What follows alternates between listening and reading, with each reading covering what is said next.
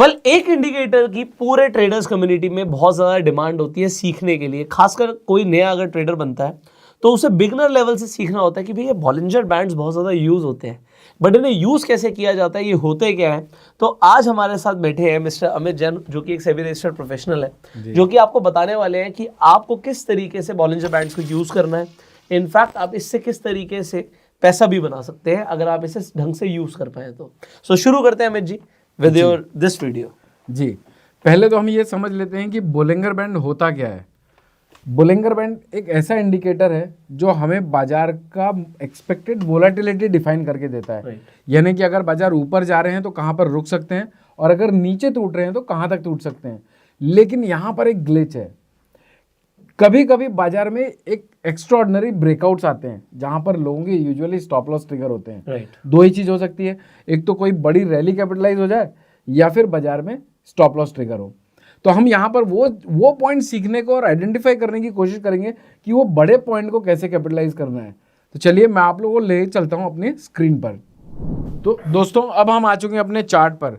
आज मैं आप लोगों को बोलिंगर बैंड यूज तो करना सिखाऊंगा, लेकिन इस तरह से सिखाऊंगा जो आप लोगों ने पहले कहीं नहीं सीखा होगा। सपोर्ट रेजिस्टेंस के साथ बोलिंगर बैंड को कैसे यूज करते हैं, कैसे आइडेंटिफाई करते हैं कि बाजार कब ओवरबॉट है, कब ओवरसोल्ड है, कब बाजार रैली देने वाला है, कब बाजार एक बड़ा करेक्शन देने वाला है, सब आइडेंटिफाई करना सीखेंगे हम इस वीडियो में। तो देखिए ये बोलिंगर बैंड है। बोलिंगर बैंड टर्म किस लिए यूज होता है मार्केट के चार्ट्स में, टेक्निकल में। बोलिंगर बैंड हमें बताता है कि मार्केट की कितनी वोलेटिलिटी एक्सपेक्टेड है, कहाँ तक बाजार टूट सकते हैं और कहाँ तक बाजार बढ़ सकते हैं। तो जैसा पुष्कर जी ने कहा, यहाँ पर 3 बोलिंगर बैंड की लाइनें दिख रही है, एक लोअर बोलिंगर बैंड, एक अपर बोलिंगर बैंड और एक middle Bollinger band. Middle Bollinger band usually अगर मिडिल बोलिंगर बैंड के ऊपर कैंडल बन रही है तो बाजार अपर बोलिंगर बैंड को टेस्ट करने के लिए रेडी रहता है, और अगर लोअर बोलिंगर बैंड के नीचे बाजार चल रहा है तो बाजार लोअर बोलिंगर बैंड को टच, मिडिल बोलिंगर बैंड के नीचे चल रहा है तो बाजार लोअर बोलिंगर बैंड को टच करने के लिए रेडी रहता है। ये बेसिक साइकोलॉजी है और ये बेसिक कॉन्सेप्ट है बोलिंगर बैंड का। तो अब हम समझते हैं कि बाजार में बोलिंगर बैंड कितने टाइप के ट्रेड सेटअप को आइडेंटिफाई करने में मदद करते हैं और आप किस तरह के मूवमेंट्स को एंजॉय कर सकते हैं। एक बार के लिए ना सर बॉलिंजर बैंड हटा दीजिए। अच्छा, कुछ लोग बॉलिंजर बैंड बोलते हैं, कोई लोग बॉलिंगर बैंड बोलते हैं। एक बार के लिए हटाइए उसे। तो मैं ये बोलिंगर बैंड को हटा देता हूँ। एक सेकेंड, अब हटाइए आप। तो ये बोलिंगर बैंड का आपका ये बोलिंगर बैंड बेसिकली नेक चार्ट ही है। इसके अंदर रेजिस्टेंस लेवल, सपोर्ट लेवल और एक मैजिकल फिगर की लाइन दिख रही होगी आपको। ये हमने एपिसोड 1 में कवर करा था। अगर आपने वो वीडियो नहीं देखी है तो आई बटन पे लिंक है, उसे जाके आप देख सकते हैं। सो पॉइंट नंबर 2 क्या है कि अभी एक नेक चार्ट है, हम सिंपल वहाँ पर आप देख सकते हो जो डिफॉल्ट सेटिंग है बॉलिंजर बैंड्स की, हम वो यूज़ कर रहे हैं। तो आप लगा दीजिए सर बॉलिंजर बैंड्स को। तो जैसे कि सर ने आपको बता दिया कि इसमें आपको 3 लाइनें आ गई। अब आपको एक क्लाउड टाइप की एक शेप दिख रही है, एक बबल टाइप की फॉर्मेशन दिख रही है। अब बट इससे ट्रेड कैसे करना है इसे समझते हैं। तो मैं आप लोगों को अपने स्टाइल में बोलिंगर बैंड बना के भी दिखाता हूँ। तो देखिए 2 तरह से बोलिंगर बैंड बन सकते हैं। एक तो ये बोलिंगर बैंड बन सकता है। ये बोलिंगर बैंड यूजुअली हमें ये बताता है कि बाजार साइडवेज एक्सपेक्टेड है, लेकिन ये जितना नैरो होता चला जाए धीरे धीरे, वैसे ही वो बताने लगता है कि बाजार में एक ब्रेकआउट आने की संभावना है जी। तो जब बाजार इस रेंज पे चल रहा है तब तो आप साइडवेज मार्केट को एंजॉय कर सकते हैं। तो देखिए जैसे बाजार में बोलिंगर बैंड ऊपर का और नीचे का upper Bollinger band, lower Bollinger band एकदम नैरो हो चुका था। ये नैरो होने के बाद ये फटा है बाजार, यानी कि ये हमें बताता है कि बाजार में एक ब्रेकआउट एक्सपेक्टेड है। अब ये तो आप लोग सब समझ जाते हैं, सब समझ जाएंगे, लेकिन जो ये वीडियो देखा है ना वो ये समझ जाएगा कि किस बाजू में, किस साइड का ब्रेकआउट आने वाला है। जैसे देखिए आप मैक्सिमम कैंडल ये एकदम नैरो हो गया था, उसके बाद जितनी भी ये एरिया की कैंडल है ये सपोर्ट के ऊपर बनी हुई है। यहाँ पे मैं एक चीज़ यहाँ पे क्लियर कर देता हूँ। आप जब बॉलिंजर बैंड्स को नॉर्मली समझते हैं तो आपको ये समझ आता है कि जब भी बैंड नैरो होगा तो वो फटेगा, बट वो किस साइड फटेगा ये नहीं पता होता। बट जब सर बता रहे हैं कि हम सपोर्ट रेजिस्टेंस के लेवल्स को यूज़ कर रहे हैं तो इन्होंने एक बहुत इंपॉर्टेंट चीज़ बोली है, हो सकता है आपने मिस कर दी, मैं दोबारा से रिपीट कर रहा हूँ कि ये जो कैंडल्स बनी है ये सपोर्ट के ऊपर बनी है। तो यहाँ से अभी आपने देखा कि वहाँ पर तो फट गया, उसके बाद का भी एक बड़ा मूव हो सकता है जो हो सकता है लोग मिस कर दें, ये वाला, राइट? यस। तो अभी वहां से एक ब्रेकआउट आया, वो ऊपर की साइड आ गया, हो सकता है आप लोग रेडी थे, कुछ लोगों ने छोटा मूव कैप्चर किया, पर उसके बाद क्या इसे समझते हैं। और यहाँ पर एक और चीज मुझे दिख रही है जो शायद सर भी कवर कर लेंगे इसके बाद वाले स्टेप में। Continue sir. तो देखिए अब यहाँ तो एक बाजार नैरो हो गया तो आप लोगों को ये पता था कि ये बाजार साइडवेज है, तो ये स्कैल्पर ट्रेडिंग करने वालों के लिए मोमेंटम, जो छोटे छोटे ट्रेड उठाना चाहते हैं उनके लिए बेस्ट टाइम होता है। लेकिन यहाँ पर आप कैंडल्स भी काउंट करिएगा। सपोज मान लेते हैं यहाँ पर 10 कैंडल बनी हुई है, अगर 10 कैंडल में से 7 कैंडल सपोर्ट के ऊपर बनी है और एक आध दो कैंडल सपोर्ट के नीचे बनी है, तो भी हमारा वो मेजर जो वेट है वो बायर का वेट ज़्यादा दिख रहा है या फिर सपोर्ट के ऊपर स्टेबिलिटी बता रहा है।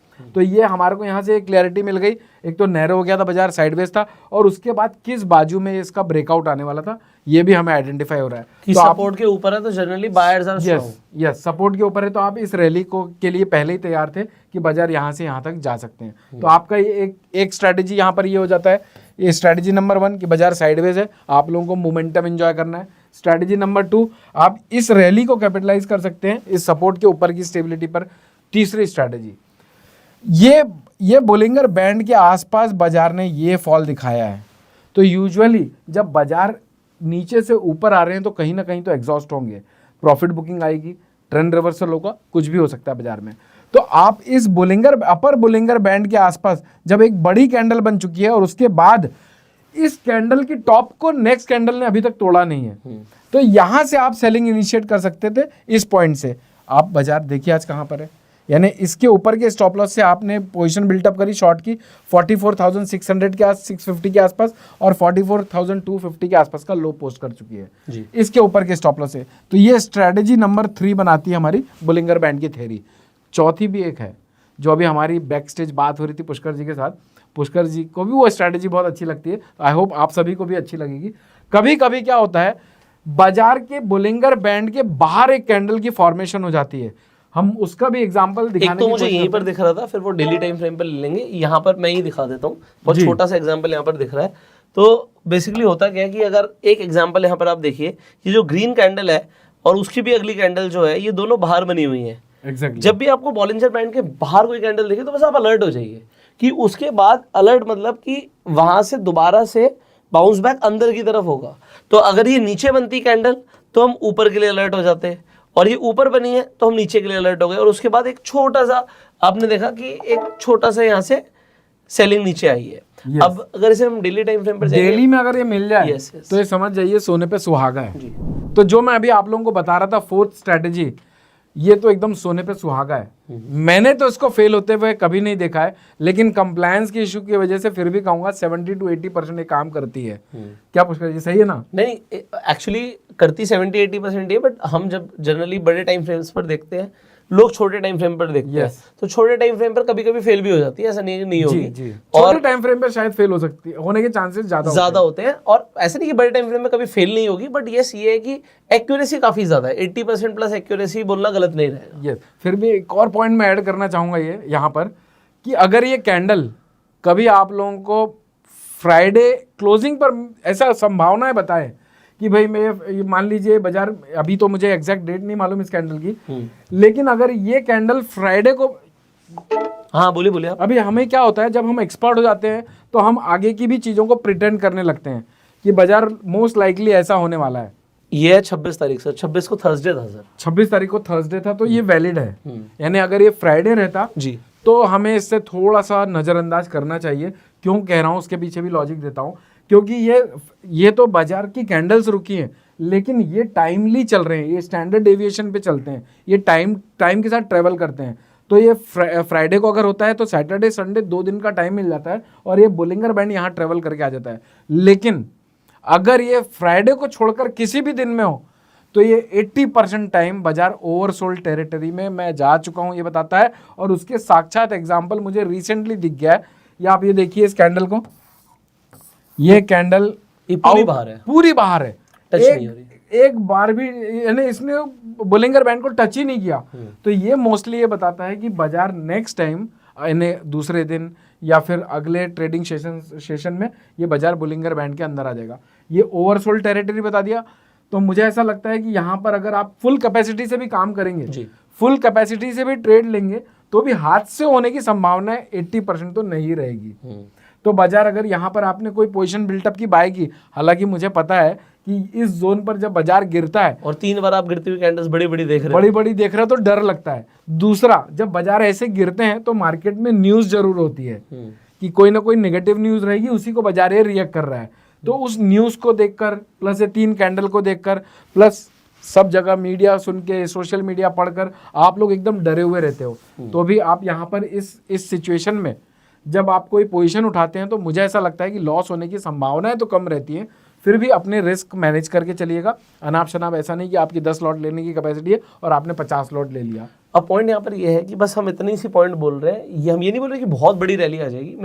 मेरा पर्सनल अनुभव बाउंस बैक करता है बाजार कि बेसिकली वो अगर बॉलिंजर बैंड के बाहर चलेगी कैंडल तो अंदर आने की कोशिश करेगी, और अगर वो नीचे से अगर आपको कैंडल दिख रही है तो ऊपर अंदर आने की कोशिश करेगी, तो मूव ऊपर की तरफ आएगा। ये चीज कॉन्ट्ररी ऊपर भी बन सकती है। यस, यानी आपको ये चार्ट अगर ऊपर की तरफ बन जाता कैंडल तो आपको वहां पर बिकवाली करनी चाहिए, और ये नीचे बना हुआ है तो यहाँ पर हमें खरीदारी करनी चाहिए। बट फास्ट मोमेंटम में स्टॉप लॉस ऐसा नहीं कि आप नेग्लेक्ट कर दो। यस, कि अगर इस कैंडल का लो ब्रेक हो जाता है यू आर आउट।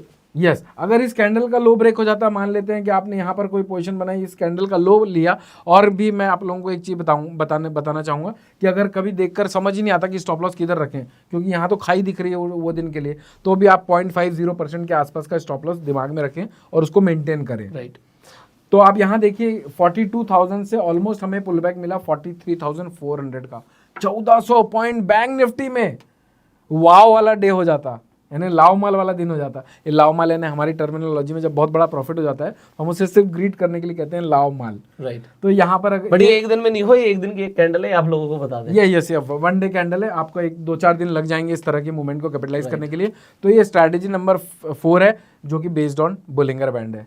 तो दोस्तों ये स्ट्रैटेजीज सब आप लोगों को कैसी लग रही है कमेंट बॉक्स पे कमेंट करके बताइएगा, और आप लोग क्या यूनिक सीख रहे हैं। अगर आप लोगों को इस तरह के मैजिकल लेवल्स, हम लोग सेबी रजिस्टर्ड रिसर्च एनालिस्ट हैं, जो मुझे मेरा अनुभव ऑलमोस्ट 19 साल का है, जैसा पुष्कर जी ने पहले वीडियो में बताया ही है। 19 सालों से मैं कंटिन्यूस इन चार्ट्स को देख रहा हूँ।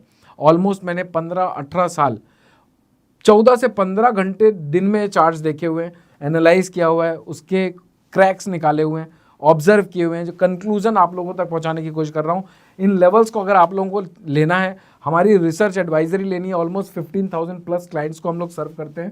तो अगर आप लोगों को इन लेवल्स को एंजॉय करना है तो आप लोग वेबसाइट को विजिट कर सकते हैं, डिस्क्रिप्शन बॉक्स में सारी डिटेलिंग दी हुई है। और हाँ, अगर आप लोग ऑप्शंस में काम करते हैं, स्पेशली निफ्टी बैंक निफ्टी में, तो ऑप्शंस के डेली कॉल्स हमारी तरफ से फायर किए जाते हैं। नीचे दिए हुए नंबर पर संपर्क करके आप हमसे कनेक्शन इस्टेब्लिश कर सकते हैं। यहाँ पर निफ्टी बैंक निफ्टी की ऑप्शंस के साथ साथ स्टॉक्स ऑप्शंस की भी रिसर्च दी जाती है, और चारों सेगमेंट कवर किए जाते हैं, चारों करेंसी के पेयर कवर किए जाते हैं, एमसीएक्स कवर किया जाता है। एमसीएक्स में natural gas, gold, silver, copper, zinc, crude oil, इन सब की रिसर्च दी जाती है with proper guidance, support, resistance, stop loss, trend, magical levels, क्या एक्सपेक्टेड है बाजार में, सब बताया जाता है। तो देर मत करिए, नीचे दिए हुए नंबर पर संपर्क करिए। डेफिनेटली अगर आप सर की एडवाइजरी सर्विसेज लेना चाहते हो सर की कंपनी की तरफ से, तो आप इस नंबर पे कॉल कर सकते हैं, और आपसे मिलेंगे हम अगली वीडियो में। तब तक के लिए आप इस वीडियो को शेयर कीजिए, अपना प्यार देने के लिए आप लाइक कर सकते हैं, सब्सक्राइब कर लीजिएगा, बेल आइकन पे क्लिक कर दीजिएगा, क्योंकि भी आने वाली वीडियोस में ये जो आप सीख रहे हो ना, ये सबका कॉम्बिनेशन यूज होने वाला है। So do not go anywhere, subscribe this channel, click on the bell icon, we will see in the next video. Till that time you go self made and जय हिंद।